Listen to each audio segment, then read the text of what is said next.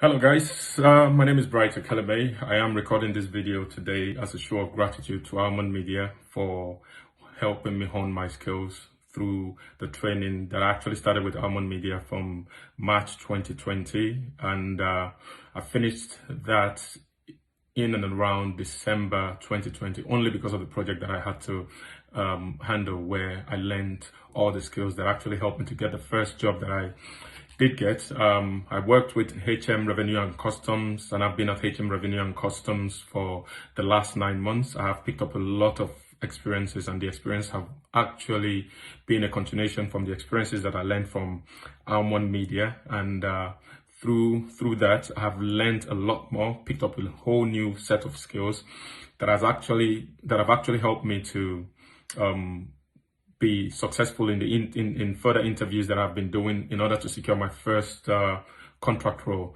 So my first contract role has now been secured with the Merseyside Police in Liverpool. So basically, I will be starting that at some point next month.